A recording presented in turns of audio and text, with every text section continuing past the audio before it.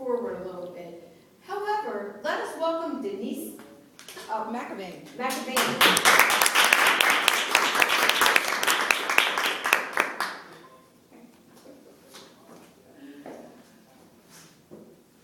Fellow Toastmasters and welcome guests.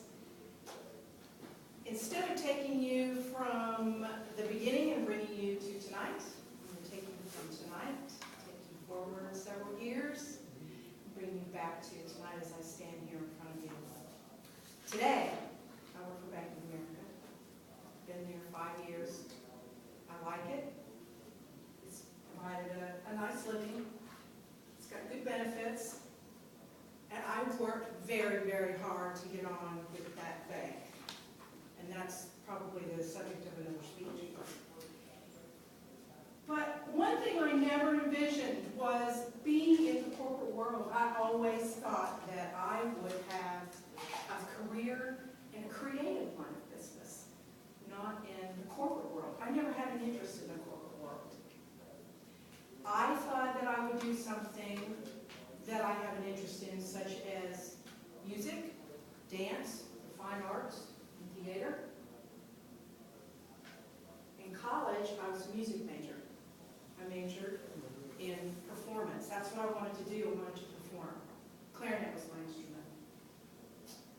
But in my senior year, I came upon a defining moment.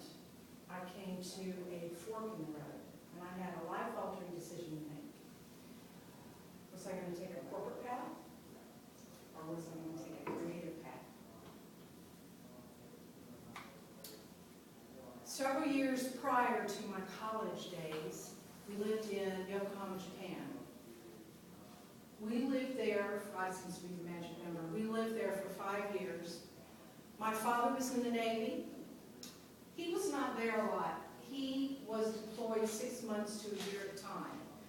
But instead of my mother worrying about whether or not he was going to come back from the war alive, she busied herself with a lot of creative outlets. She did silk screen painting classes, she did geisha doll making classes, she did cake decorating classes, she did baking classes, she was on a softball league, she was on a bowling league, and I think somewhere in between all of that, she also squeezed in some parcheesi, which is an old but loved game. And she also volunteered at the school that my sister and I attended. And another cool thing that we also got to do was we traveled. And some of the more memorable places I can recall that we traveled to were Hokkaido, which is in northern Japan, Hong Kong, and Hiroshima. So leaving Japan, leaving Yokohama, and taking you all up to 10 years ago. 10 years ago, I took my first public speaking course. It was a seminar, one-day seminar. I didn't have any expectations. But I was pleasantly surprised. I was so enthralled with that speaker. I wanted to be what that speaker was. She was captivating, she was motivating, she was entertaining, she was comfortable, conversational, confident, and I wanted to own all of those things. I wanted to be that, but I didn't know how she did it. And I didn't know if the material that she presented was something that she'd been trained in, and I thought, no. Surely she's been trained in the material, but the way she presented it, was it something that she just had a knack for, or was it something that she trained for? I wanted to know. I had all these questions, and I had all this enthusiasm, and I was very intrigued. So here we are tonight. I joined Toastmasters a little under a month ago, with that very day in mind.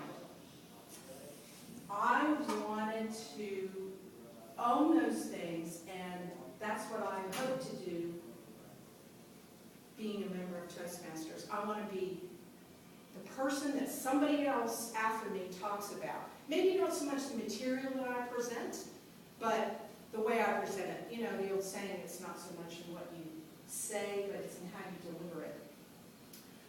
I want to be entertaining, I want to be captivating, I want to be motivating, I want to do it with confidence, I want to be fluid, I want to be all those things that she was. And so that's what I hope to accomplish being a member of Toastmasters. That's my story. I'm going to stick to it.